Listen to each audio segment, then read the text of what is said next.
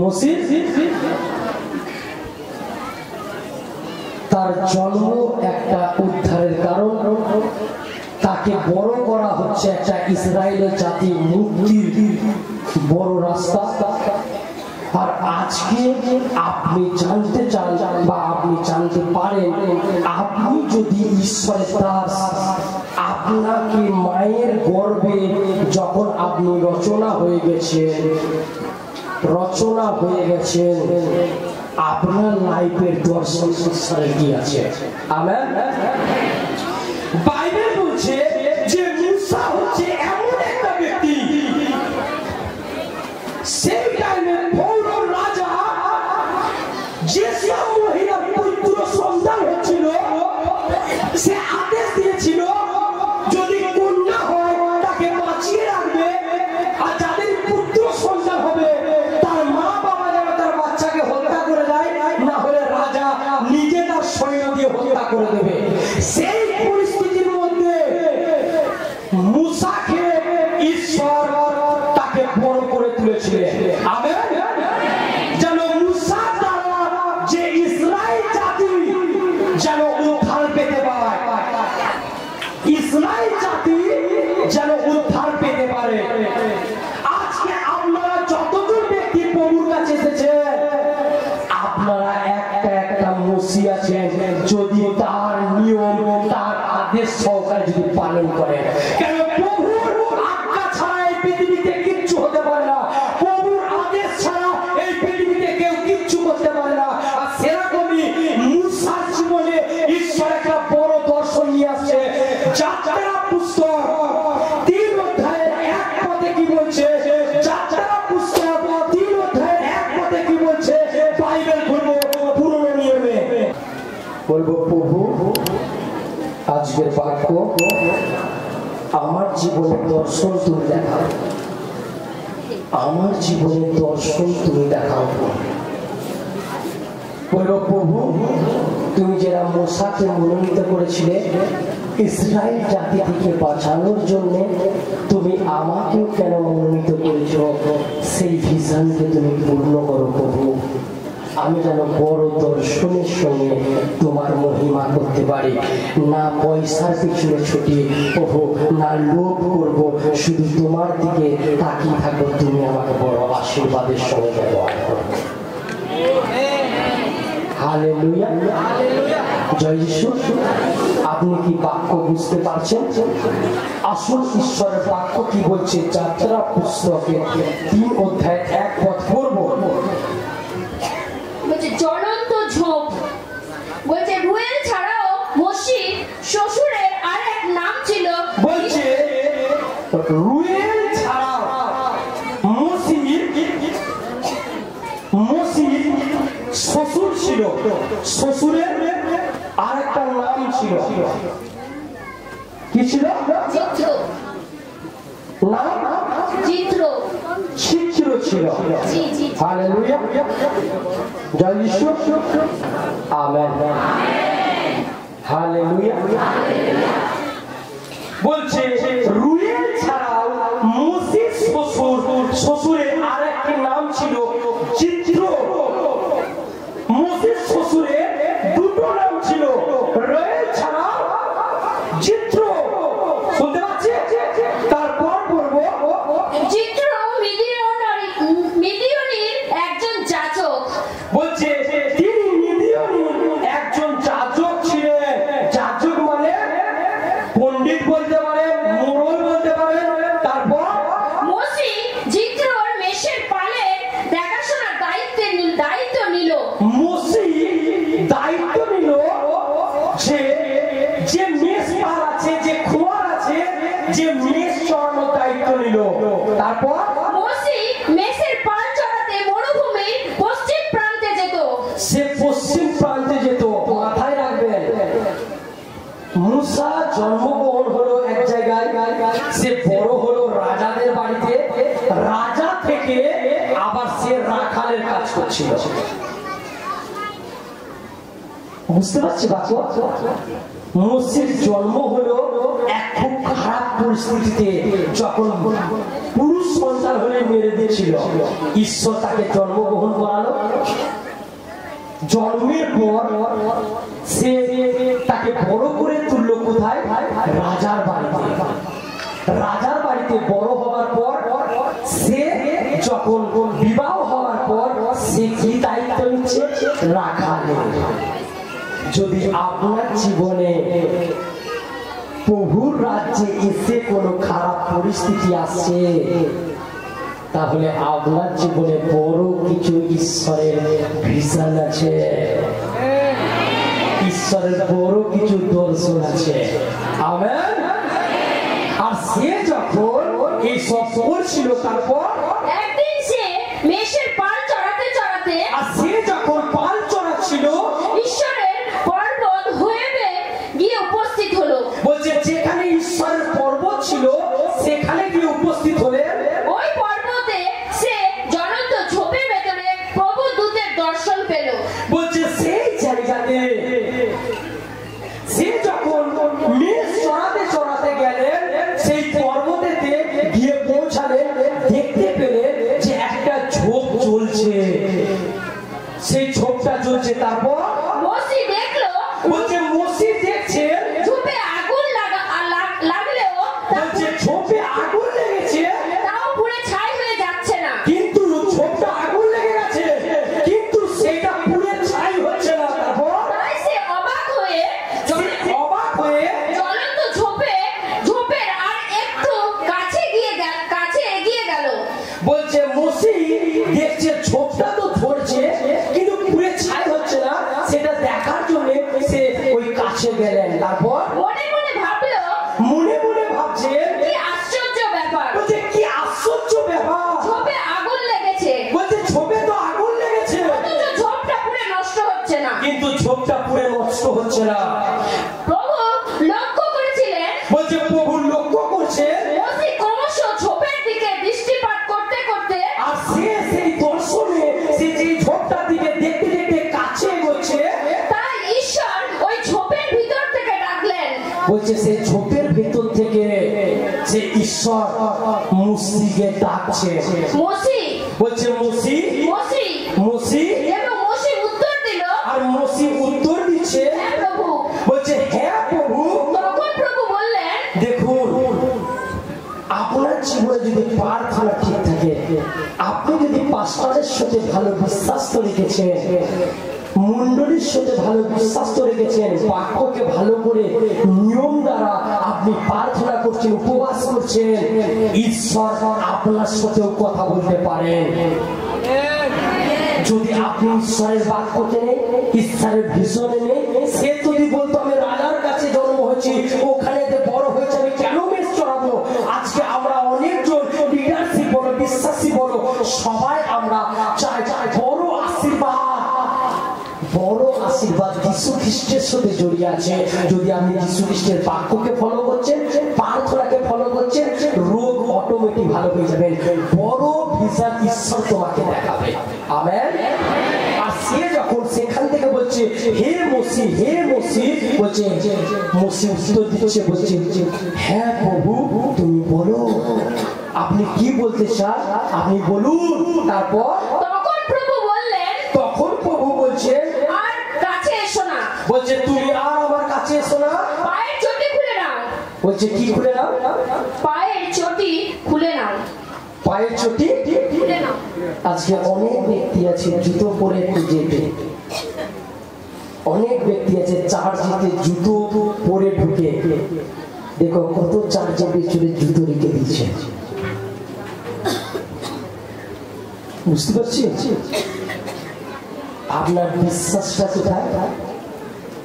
এটা পবিত্র স্থান, আর পবিত্র স্থানকে আপনি যেরকম রিসপেক্ট দেবেন আপনি সেরকম রিসপেক্ট পাবেন। Amen, hallelujah. বলছে মোশি তুমি আর এগিয়ে এসো না, তোমার পায়ে যে জুতোটা আছে সেটা খুলে ওখানে থামো। তারপর তুমি এখন পবিত্র ভূমিতে দাঁড়িয়ে আছো, বলছে তুমি পবিত্র ভূমিতে দাঁড়িয়ে আছো, আমি তোমার পূর্ব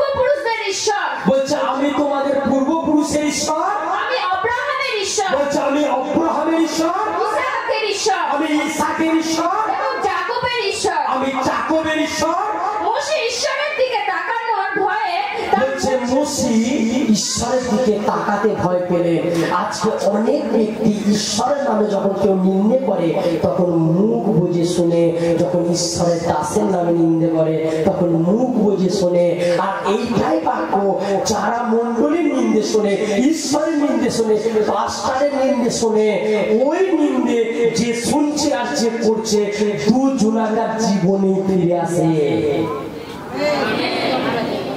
পবিত্রর কথা বলা হয়েছে, অপবিত্রর কথা বলা হয়নি।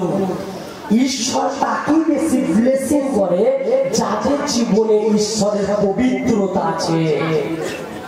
আপনি পবিত্র এসেছেন, এখনো প্রেম করছেন, প্রভুতে এসেছেন, আপনি এখনো নোংরামো করছেন, পাস্টার জেনেও বলছে কিছু বলছে না, আমি তোমাকে আর এই জন্য বারণ করবো না। কেন? তুমি পাপ করবে, তোমাকেই পরীক্ষায় করতে হবে। তুমি পাপ করবে, তোমাকেই পরীক্ষায় করতে হবে। একটুখানি পাপের জন্য অনেকখানি প্রায়শ্চিত্ত করতে হবে। আপনি প্রায়শ্চিত্তকে জেনেছেন, ঈশ্বরকে জেনেছেন, ঈশ্বরের রক্তকে জেনে আপনি অস্বীকার করে ঈশ্বরকে ডিঙিয়ে আপনার মনের ইচ্ছা পূর্ণ করছেন, ঈশ্বরকে ডিঙিয়ে আপনি পাপ করছেন, ঈশ্বরকে ডিঙিয়ে আপনি কাজ করছেন। তাহলে আপনি যদি ঈশ্বরকে ডিঙিয়ে দিয়েছেন আর আপনার মনের ইচ্ছা পূর্ণ করছেন, মানে বাইবেলে লেখা আছে যে মানুষ আত্মিক হয়ে চলবে তারা আশীর্বাদিত হবে, যারা শরীরের বসে চলবে তারা পাপে পড়বে। আজকে অনেকজন ব্যক্তি বলছে আমি কেন এই বন্ধনের থেকে বেরোতে পারছি না, পাঁচটা যেরকম প্রার্থনা করে আমি কেন ঈশ্বরের উপস্থিতি পাচ্ছি না। হতে পারে তোমাদের পরিবারের কেউ একজন শয়তানের সাথে হাত মিলিয়েছে,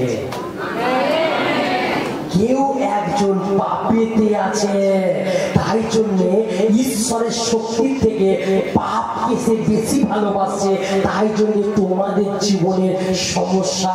মুসা যদি বলতো, মুসি যদি বলতো আমি রাজার বাড়িতে বড় হয়েছি, আর ঈশ্বরের ভিশনকে দেখবো না, সে বড় জায়গা থেকে তাকে নামিয়ে গরু চড়ানো করাচ্ছে আর তখন তাকে দর্শন দেখাচ্ছে। আপনি যদি প্রভুর জন্য গ্রামে ধারণা পাচ্ছেন, আপনি যদি আপনাতে খুব অভাব আছে, আপনার জীবনে অনেক রোগ আছে, আপনি পবিত্রতায় চলছেন, আপনি ক্যান্সারের লাস্ট স্টেজ, আপনার সবাই বলছে গ্রামের মুখের সামনে কাঁদছে যে আপনি মরে যাবেন, এর আর কোনোদিনে ভালো হবে না, এর সুগার বেড়ে গেছে, এর চুল উঠে যাচ্ছে, সব কিছুর মাঝখানে আপনি যদি যিশুকে ধরে আছেন, প্রভুর বাক্যকে ধরে আছেন, আপনাকে কেউ মারতে পারবে না, আপনাকে কেউ ধ্বংস করতে পারবে না। কেন? আপনার কাছে প্রভু যিশু আছে, সে জীবিত ঈশ্বরের শক্তি আছে। কিন্তু আপনি যদি, আপনার পরিবার যদি কেউ পাপ করছে, ব্যভিচার করছে, আর আপনি বলছেন, আপনার চোখের সামনে দেখছেন আপনার মেয়ে পাপ করছে বা আপনার ছেলে পাপ করছে, আপনি তাকে বারণ করছেন না, আপনি তাকে কিছু বলছেন না, এর ভিশন আপনি পাবেন। আপনার বাড়িতে যেরকম আস্তে আস্তে বন্ধ হবে, আস্তে আস্তে ডিস্টার্ব হবে, ডিস্টার্ব মাইন্ড ডিস্টার্ব হবে, ছোটখাটো বিষয় নিয়ে ঝগড়া হবে, প্রচুর খরচা হবে, সেই খরচাটার কোনো ভিত্তি নেই, ফালতু খরচা হবে, ফালতু খরচা হবে। তোমাকেও মাথায় রাখতে হবে, আমার পরিবার, আমার হাড়ি, আমার জ্বালা যেন ছেড়া না হয়। আমেন। আর আপনাদের পাপ দ্বারা যে পাপ করছে সে বড় রোগের একসাথে অংশগ্রহণ করবে, আর তার সাথে পরিবারকে নিয়ে শয়তান নাচিয়ে বেড়াবে, বলবে তুই যিশু হবি, যিশুর সন্তান হবি। আমেন। তাই জন্য প্রথম থেকে যদি তুমি মুসাকে যেরকম ঈশ্বর পরিচালনা করেছে, একবার মৃত্যুর হচ্ছে সন্তান, তখন জন্ম দিল, বড় হলো রাজার কাছে, এসে বলছে তুই চাকরের কাজ করে। আপনি প্রভুতে এসে যদি আপনি সততার সঙ্গে থেকে আপনি অভাবে আছেন, সমস্যায় আছেন, তাহলে আপনি রেডি হন। বাচ্চারা ছোটবেলায় হিচকি তুললে বলে পেট বড় হবে, আর বাক্য বলছে যদি আপনি প্রভুতে পরীক্ষায় পড়েছেন, বড় আশীর্বাদের সঙ্গে আপনি ব্লেসিং হবে। হালেলুয়া। আর সে কি বলছে? বলছে হ্যাঁ প্রভু বলুন। তারপর মোশে ঈশ্বরের দিকে তাকানোর ভয়ে তার মুখ ঢেকে ফেললো। সে ঈশ্বরের দিকে তাকাতে পারছে না, মুখ ঢাকছে। তারপর তখন প্রভু বলছে মিশরে আমার লোকেদের দুর্দশা আমি নিজের চোখে দেখেছি। ঈশ্বর চায় না প্রভুর লোকেরা কষ্ট পায়, বলছে আমি দেখে আসছি যে মিশরের লোকেদের উপরে কত অত্যাচার করা হচ্ছে। আপনি যিশুতে সব ইমানদার, তারপর আপনার গ্রামের থেকে আপনাকে প্রচার করছে, আপনাকে ঈশ্বর মুসা বানাতে পারে, বা মুসার মতন কাউকে আপনার জীবনে নিয়ে গিয়ে উদ্ধার দিতে পারে। Hallelujah, hallelujah.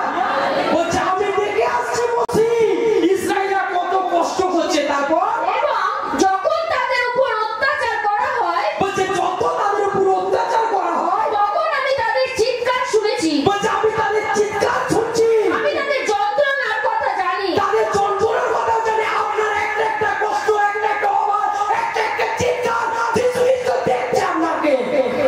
যদি আপনি ইমানদার, আপনি পাপ করছেন, নেশা করছেন, দিয়ে বলছেন আমি চিৎকার করছি, আপনি ভুল করে বলছেন আমি চিৎকার করছি, সে চিৎকারের কোনো দাম নেই। আপনি ইমানদার হয়েছে, একটা প্রার্থনা কামাই করেন না, বৃহস্পতিবার রবিবার একটা মণ্ডলী কামাই করেন না, তারপর আপনার জীবনের পরীক্ষা বড় ব্লেসিং ঈশ্বর আপনাকে দিতে চলেছে। বলছে আমি দেখছি তোমাদের চিৎকার। তারপর এখন সমতলে নেমে গিয়ে মিশরীয়দের হাত থেকে আমার লোকেদের আমি রক্ষা করব। বলছে এবার আমি মুসা তোমার দ্বারা আমি ইসরায়েলের ছাড়াবো। আমি তাদের মিশর থেকে উদ্ধার করে, বলছে মিশর থেকে বার করে নিয়ে যাব, এবং আমি তাদের এমন এক সুন্দর দেশে নিয়ে যাব। বলছে আমি আর একটা সুন্দর দেশে নিয়ে যাব। আপনি মদ খাচ্ছিলেন, গাঁজা খাচ্ছিলেন, নোংরামো করছিলেন, ব্যভিচার করছিলেন, আপনি ভাবছিলেন এইটাই জীবন, এইটাই সবকিছু, কিন্তু প্রভুর ভিশন আলাদা। প্রভু এইগুলোকে ত্যাগ করে তোমাকে একটা অন্য দেশে, অন্য রাজ্য দেবে, যেখানে কোনো অভাব নেই, যেখানে কোনো সমস্যা নেই। সেই জায়গায় ঈশ্বর নিয়ে যেতে চায়, যদি আপনি তার সাথে রাজি হন। আপনি যদি রাজি হন, মানে আপনাকে প্রতি সপ্তাহে প্রার্থনায় আসতে হবে, বাপ্তিস্ম নেবে, ঈশ্বরের সাথে আপনি চলবেন, তারপর ঈশ্বর আপনাকে আশীর্বাদ করবে। আপনি আজকে প্রার্থনায় এসেছেন, বৃহস্পতিবারে নেই, রবিবারে এসেছেন, তারপরে রবিবারে নেই, আপনি ঈশ্বরকে চাচ্ছেন, আপনার নিজের ইচ্ছাকে পূর্ণ করছেন, ঈশ্বরের ইচ্ছাকে নয়। তারপর যে দেশে তারা স্বাধীনভাবে শান্তিতে বাস করতে পারবে, বলছে যারা শান্তিতে বাস করতে পাবে, সেই দেশ হবে বহু ভালো জিনিসে ভরা ভূখণ্ড। ভালো জিনিসে ভরা। প্রভুর কাছে তোমাদের জন্য ছোটখাটো না, বলছে এত জিনিস তোমাকে দেবে, ভালো জিনিসে ভরা। তারপর নানা ধরনের মানুষ সেই দেশে বাস করে। তারপর কনানীয়, হিত্তীয়, হিমরীয়, পরিশিষ্ট, হিব্রিয় ও জিউসের গোষ্ঠীর লোকেরা সেখানে বাস করে। তারপর আমি ইসরায়েলীদের কান্না শুনেছি, বলছে আমি ইসরায়েলের কান্না শুনেছি, দেখেছি মিশরীয়রা কিভাবে তাদের জীবন দুর্বিষয় করে তুলেছে। বলছে আমি দেখেছি তাদের জীবনকে সেই ইসরায়েল কত কষ্ট দিয়েছে। সুতরাং এখন আমি তোমাকে ফরৌনের কাছে পাঠাচ্ছি। বলছে এবার আমি তোমাকে একটা রাজার কাছে পাঠাচ্ছি। একজন ছাগল চড়ানো ব্যক্তি একটা চাকরকে রাজার কাছে পাঠাচ্ছে। কোনখানে? যেখানে 4 লাখের বেশি লোক নিয়ে রাজত্ব করাচ্ছে, একটা রাখালকে পাঠাচ্ছে রাজার কাছ থেকে ছাড়িয়ে নিয়ে আসছে। আমেন। আপনি হতে পারেন প্রভুতে আসার আগে অনেক নেশা করতেন, অনেক পাপ করতেন, আপনি প্রভুতে এসে সব ছেড়ে দিয়েছেন। হতে পারে আজকে ঈশ্বর আপনাকে বলছে ওই গ্রামে যাও, ঈশ্বরের সুসমাচার প্রচার করো, যারা পাপে পড়ে আছে তাদেরকে আমি উদ্ধার দেবো। আর বলছে তুমি রাজার কাছে যাও, তারপর যাও, তুমি আমার লোক ইসরায়েলের মিশর থেকে বের করে আনো। বলছে সেই ইসরায়েলের মিশর থেকে বার করে নিয়ে এসো। কিন্তু মোশে ঈশ্বরকে বলল, মোশে ঈশ্বরকে বলছে আমি কোনো মহান ব্যক্তি নই। বলছে আমি তো কোনো মহান ব্যক্তি নই।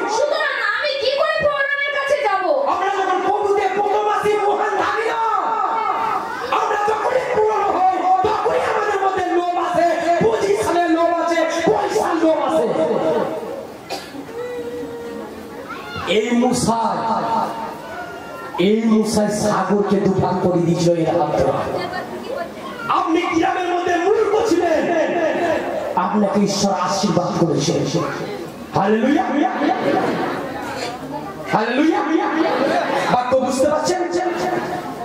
বাক্য বুঝতে পারছেন? আপনি যখন প্রথমে আসেন ঈশ্বর প্রভু প্রভু প্রভু প্রভু, আর দুটো দিন গিয়ে প্রভু তুই এবার আমার পায়ে পায়, ঠিক না? আজকে অনেক ব্যক্তি পাপ করছে, আমি নাম বলছি না, আমি অনেক দাসকে বলেছি যেগুলো ঈশ্বর দেখেছে, তোমাকে ঈশ্বর চায় ঈশ্বরের সেবা করাতে। আমি অনেক দাসকে বলেছি যেগুলোকে ঈশ্বর বলিয়েছে, তারা শুনিনি আমার কথা, তারা শুনিনি। আর আমি যখন ওই বাক্যগুলো দেখি, জোনার বাক্য, যে তুমি যেই পরিস্থিতি থাকো, যেখানে চলে যাও, আমার যখন দরকার তোমাকে আমি আমার কাছে টেনে নেব। হালেলুয়া। যদি আপনার জীবনে ভিশন থাকে ঈশ্বরের সেবা করার, আপনি যেখানেই থাকেন, যাই করেন, আপনাকে টেনে ঈশ্বর বার করবে। আমেন। কিন্তু আমাকে লক্ষ্য রাখতে হবে, আপনি ঈশ্বরের দাস, আপনার সেবা করা ঈশ্বরের দরকার। ঈশ্বরের আশীর্বাদ তখনই পাবেন যখন আপনি ঈশ্বরের সেবা করবেন। আপনার পরিবারে, আপনার লাইফে যদি কেউ পাপ করছে, তাকে এখনই রুখে দেন, তাহলে বড় অভিশাপ, বড় আঘাত পাওয়ার জন্য নামে রেডি হন। বড় অভিশাপ, যে অভিশাপ তোমার পাপের জন্য ঈশ্বর নিন্দিত হয়ে যেতে পারে। অনেকজন বলতে পারে যিশুর লোক কেন এরা হলো? আমরা বলছি যে আমরা প্রভুর সন্তান, কিন্তু প্রভুর বাক্য পালন করছি না, প্রার্থনায় আসছি না, উপবাস করছি না, প্রভুর সাথে চলছি না, তার বাক্যকে শেয়ার করছি না, আর বলছি প্রভু আমি তোমার দাস। তাহলে ঈশ্বর আমাকে আশীর্বাদ দেবে? দিতে পারবে না। তারপর কি বলছে? সুতরাং আমি কি করে ফরনের কাছে যাব? বলছে আমি কি করে ফরনের কাছে যাব?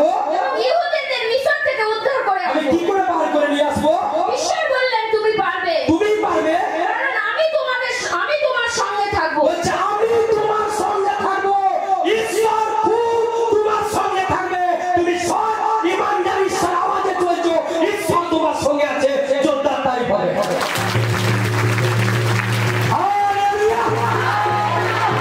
আপনি যদি বিশ্বাস করেন ঈশ্বর আছে, আপনার সঙ্গে আছে, আপনি বিশ্বাস করেন? আপনি বিশ্বাস করেন যিশু খ্রিস্ট আপনার সঙ্গে আছে? আসুন চোখ বন্ধ করে বলি, প্রভু যিশু আজকে রাখো আমার জীবনে হাজার গুণ ফল নিয়ে আসবে। কোন শয়তানের আত্মা, কোন পাপের আত্মা আমাকে ঈশ্বরের কাছ থেকে আলাদা করতে পারবে না। কোন ব্যভিচারের আত্মা, কোন লোক আমাকে ঈশ্বরের কাছ থেকে আলাদা করতে পারবে না। আমি ঈশ্বরের জীবিত দাস হব, বড় ব্লেসিং পাওয়ার অধিকার আমি পাবো। যারা মসজিদে তুমি আশীর্বাদ করেছিল প্রভু, আজকে যতজন পশ্চাৎ করছে, যারা নিজের পাপ থেকে মন ফেরাচ্ছে, নিজের জীবনকে ঈশ্বরের আত্মার হাতে ঈশ্বরের হাতে দিচ্ছে, তাকে ঈশ্বর আশীর্বাদ করতে চলেছে। প্রভু এনাদের আশীর্বাদ করে যিশুর নামে আমেন। আসুন ঈশ্বরের প্রার্থনা করি, ঈশ্বরের প্রার্থনা করি।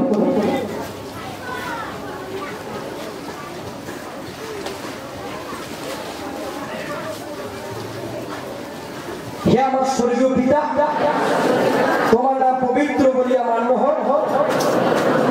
তোমার রাজ্য আসুক, তোমার ইচ্ছা যেমন স্বর্গে তেমন পৃথিবীতে পূর্ণ হোক। যে খাদ্য আমাদের প্রয়োজন তা আজ আমাদের দাও। আমাদের কাছে যারা অপরাধী, আমরা যেমন ক্ষমা করিয়াছি, তেমনি তুমি আমাদের অপরাধ সকল ক্ষমা করো।